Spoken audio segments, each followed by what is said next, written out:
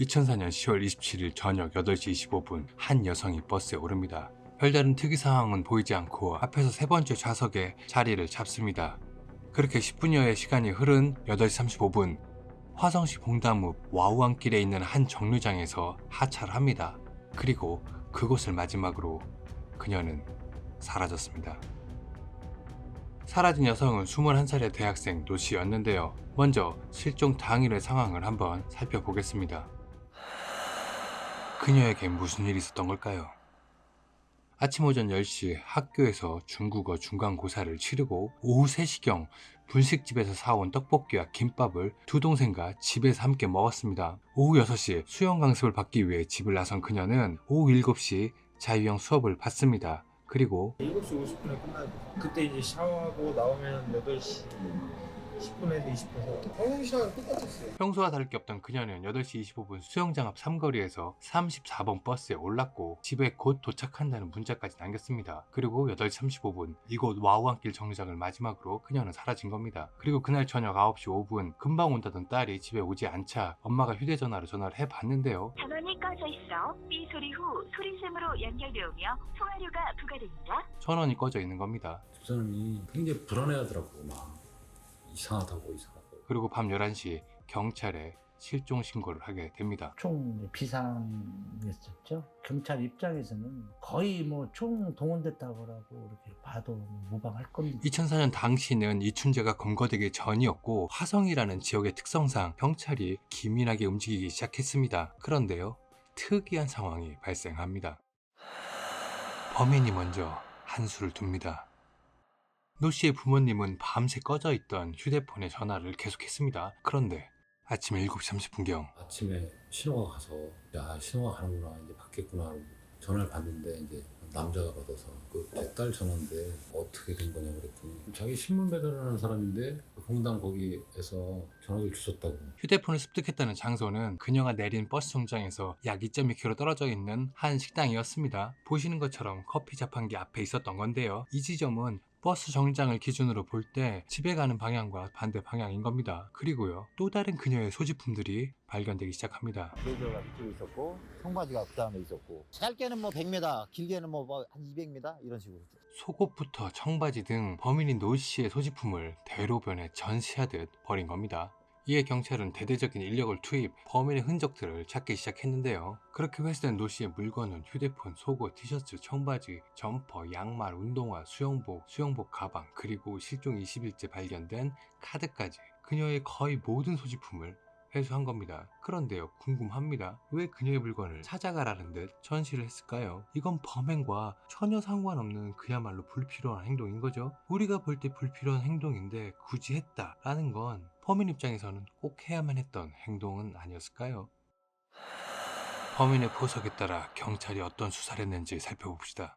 경찰은 앞서 말한 것처럼 이례적인 대규모 병력을 투입함은 물론 화성시 안에만 7만여 장의 실종 전단지를 배포하고 노 씨의 수영복이 발견된 인근 저수지물을 6일에 걸쳐 퍼내는 등 엄청난 노력을 했습니다. 그리고요, 범인이 버린 옷가지에서 발견한 것도 있었는데요. 바로 실종 당일 노 씨가 입고 있던 면티의 겨드랑이 부분에서 작은 풀씨들이 발견이 된 겁니다. 확인 결과 이 풀은 주름족의 풀이라는 거였는데요. 이 사실을 토대로 경찰은 야산에 있는 주름족의 풀 서식지를 찾아 나섭니다. 그 결과 대규모 서식지를 발견했는데요. 그것은 화성 아우리 공단에 있는 한 야산이었습니다. 그리고 경찰은 주름족의 풀의 높이가 30cm 정도인데 신장이 173cm인 노 씨의 티셔츠에 묻어있다는 점을 감안해 이곳이 범행 장소일 거라고 추정을 합니다. 그리고 수집된 노 씨의 옷들에서 보이는 특이한 정황도 발견했는데요. 강제성 있는 할인은 없었다. 분명 범인이 옷을 벗겼을 텐데요. 옷 상태로 봤을 때 강제적으로 벗긴 흔적이 없다는 겁니다. 이건 무엇을 의미할까요? 그리고 또 하나 경찰이 발견한 것이 있었는데요. 이렇게 딱 제꼈어요. 딱 보니까 종이 같더라고 내가 볼 때는. 바로 피해자의 청바지에서 범인의 것으로 보이는 정액이 발견된 겁니다. 즉 결정적인 증거인 범인의 DNA가 확보된 거죠. 그녀는 주검이 되어 돌아옵니다. 들어 나와 있는 게 뼈가 있고 사람 머리를 보면 같이 눈이 있으니까 뭔가 이상하다.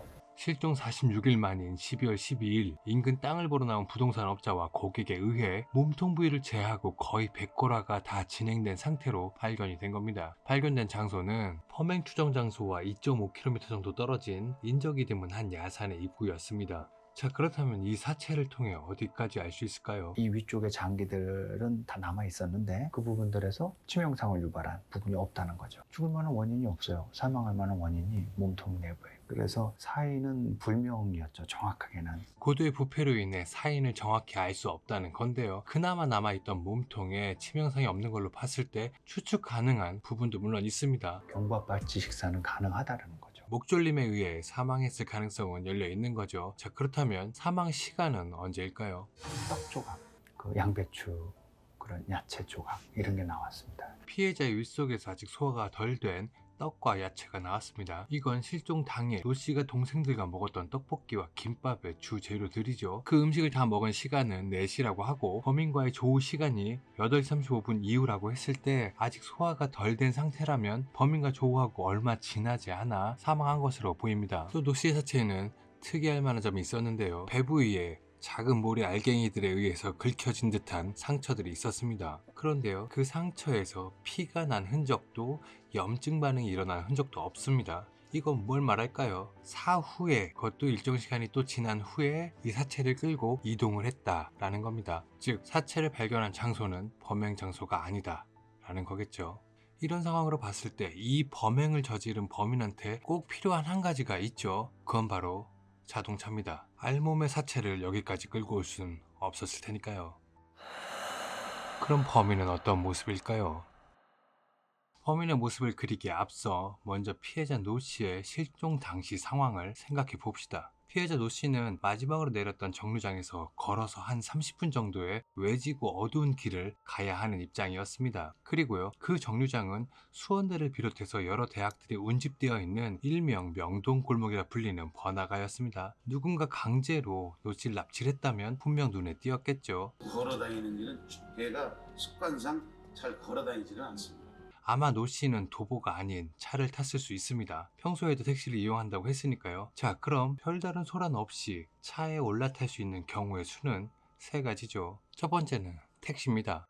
거의 80% 90%는 택시 기사를 다 범인에다가 한쪽으로 몰고 가는 노력이에요. DNA 채취해가고 다 했습니다. 기분은 별로 안 좋았죠. 화성 택시가 800대가 넘었고 수원 택시가 한 250대, 한 300대가 됐어요.